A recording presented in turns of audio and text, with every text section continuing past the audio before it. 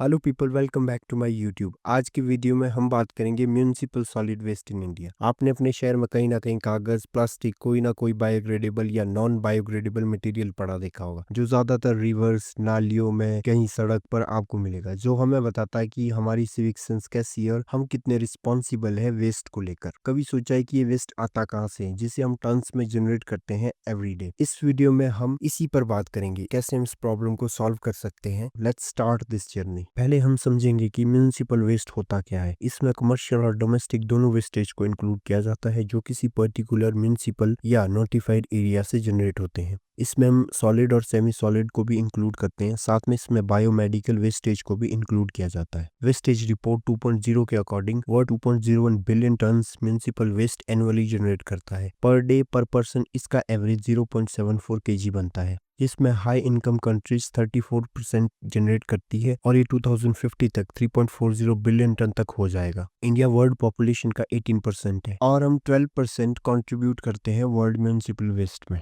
CPCB की report के according India ने 2020 और 21 में 1,60,000 टन पर डे वेस्ट को जनरेट किया था। इंडिया का 2030 तक annual municipal waste 165 million ton तक पहुंच जाएगा। हमने रिपोर्ट्स देख लिए हैं, अब हम इसके चैलेंजेस की बात करते हैं। पहला आता है लैक ऑफ वेस्टेज सेग्रीगेशन। सबसे बड़ी प्रॉब्लम यह है कि हम अपने घरों में ही वेस्ट को सेग्रीगेट नहीं करते हैं। हम एक ही डस्टबिन में बायोग्रेडेबल और नॉन बायोग्रेडेबल या वेट और ड्राई दोनों को डाल देते हैं। ऐसा करने से इसको रिसाइकिल करने में बहुत प्रॉब्लम आती है। वैसे भी हम 50% वेस्ट को रिसाइकिल कर पाते हैं, जो कि बनता है 79,900 TPD। सेकेंड आता है ओवरफ्लोइंग लैंडफिल। कुछ रिपोर्ट्स के अकॉर्डिंग इंडिया में 3,100 लैंडफिल साइट्स हैं। दिल्ली का फेमस काजीपुर लैंडफिल ये अप्रॉक्स 65 मीटर हाई है और 40 फुटबॉल फील्ड के बराबर है इन लेंथ में। लैंडफिल पूरी तरीके से भर चुके हैं, हमारे पास इनफ स्पेस ही नहीं बचा है वेस्टेज के लिए। थर्ड आता है प्लास्टिक वेस्ट क्राइसिस। इंडिया में 77% प्लास्टिक जो कि इंडियन सिटी से जनरेट किया जाता है वो लैंडफिल में जाता है और इसमें 60% ऑफ टोटल प्लास्टिक को ही रिसाइकिल किया जाता है, वो भी इनफॉर्मल सेक्टर के द्वारा किया जाता है, जबकि बाकी का प्लास्टिक रिवर, ओशन या सी में चला जाता है, जो कि वहाँ की वाइल्ड लाइफ, मेरीन लाइफ और हमारी जिंदगी को हार्म करता है। फोर्थ आता है बर्निंग ऑफ वेस्टेज। हमारी वेस्टेज कलेक्शन बहुत अच्छी है, हम 95% वेस्ट को कलेक्ट करते हैं, लेकिन इसके बाद भी लोग प्लास्टिक को जलाना पसंद करते हैं, जिससे टॉक्सिक पोल्यूटेंट रिलीज होते हैं और ये एयर को पॉल्यूट करते हैं। एयर पॉल्यूशन का एग्जांपल हमारी कैपिटल दिल्ली है, जो कि वर्ल्ड की मोस्ट पॉल्यूटेड कैपिटल बन गई है। Number 5 funds. Swachh Bharat mission, plastic management rule होने के बावजूद भी लोकल अथॉरिटी के पास प्रॉपर फंड ही नहीं है। फाइनेंशियल ईयर 2022 और 23 में म्यूनिसिपल की ग्रांट को 25% बढ़ा दिया गया था, जो पहले 11,795 करोड़ थी, वो बढ़कर 14,731 करोड़ हो गई है।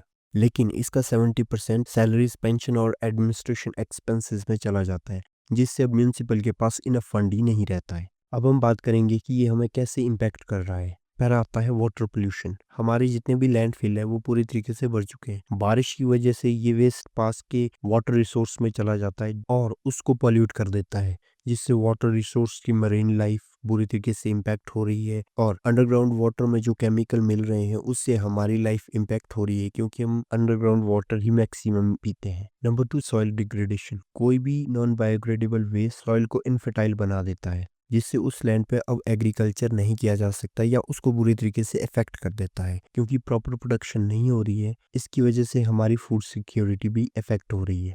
Diseases and public health risk. ये लैंडफिल घर होते हैं मॉस्किटो और रैट्स के। मॉस्किटो और रैट्स जो कि डेंगू, मलेरिया और बहुत सी डेंजरस डिजीजेज को फैलाते हैं। इनके जलने से कार्बन मोनोऑक्साइड, नाइट्रोक्साइड, मीथेन जैसी टॉक्सिक गैसेस रिलीज होती हैं, जो ग्लोबल वार्मिंग के साथ ह्यूमन को डायरेक्टली इफेक्ट करती है। ये respiratory diseases, lung infection, cancer तक का कॉज बन सकती है। तो इसका सॉल्यूशन क्या है, चलिए देखते हैं। फर्स्ट आता है रिसाइकलिंग को इनकरेज करना। वेस्ट को साइंटिफिकली डिस्पोज करने से पोल्यूशन कम होता है और साथ में जो लैंडफिल है वो भी रिड्यूस हो जाएंगे। इनफॉर्मल और रैग पिकर्स, जो कि रिसाइकिल चेन का एक बड़ा हिस्सा है, उनको फॉर्मल सेक्टर के साथ इंटीग्रेट करना होगा। इससे उनकी वर्किंग कंडीशन अच्छी होगी, साथ में रिसाइकलिंग भी और ज्यादा अच्छे तरीके से होगी।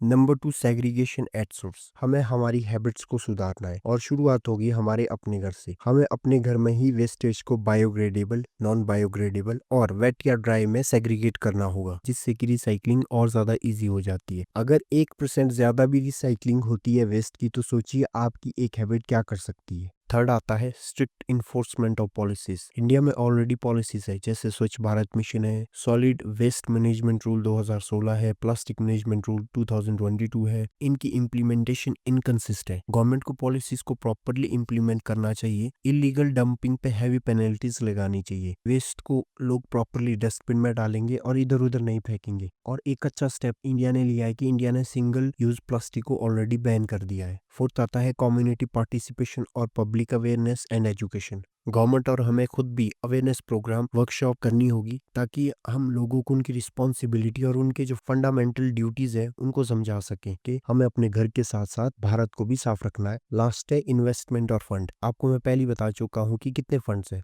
इंडिया को वेस्ट टू एनर्जी को और ज्यादा प्रमोट करना होगा। भारत को इंसिनरेशन, बायोगैस प्लांट और RDF रिफ्यूज ड्राइव्ड फ्यूल जैसी टेक्नोलॉजी पे और ज़्यादा इन्वेस्ट करना होगा, जिससे हम नॉन रिसाइकिल वेस्ट को एनर्जी में कन्वर्ट कर सकें और यूज कर सकें। ऐसा नहीं है कि हम स्टेप नहीं उठा रहे हैं। हमारे ट्रांसपोर्ट मिनिस्टर श्री नितिन गडकरी जी ने लैंडफिल के वेस्ट को रोड में यूज किया है, जिससे ऑब्वियसली पॉजिटिव इम्पैक्ट पड़े हैं लैंडफिल या जो भी हमारा वेस्टेज है उसको रिड्यूस करने में। साथ में आता है इंदौर, जिसने एक ऐसी मिसाल पेश की है कि लोग और गवर्नमेंट साथ मिलकर इस प्रॉब्लम से निपट सकते हैं, जो कि इंडिया की सबसे क्लीनेस्ट सिटी है। इससे पता लगता है कि कैसे हमें वेस्ट कलेक्शन करना चाहिए, उसका सेग्रीगेशन करना चाहिए और किस प्रोसेस के थ्रू हम इसको और ज्यादा रिसाइकिल कर सकते हैं। जाने से पहले मैं ये बोलना चाहता हूँ, म्यूनिसिपल मैनेजमेंट केवल अपनी सिटीज को साफ रखना नहीं है, ये अपने इन्वायरमेंट, हेल्थ और फ्यूचर को सेफ गार्ड करना भी है। हमें सस्टेनेबल प्रैक्टिस को एनहेंस करना है। हमें इस क्राइसिस को एक अपॉर्चुनिटी ऑफ ग्रोथ की तरह देखना चाहिए, इसको डेवलपमेंट में कन्वर्ट करना चाहिए। तो चलिए मिलकर एक वेस्ट फ्री भारत को बनाते हैं। ये था आज का वीडियो।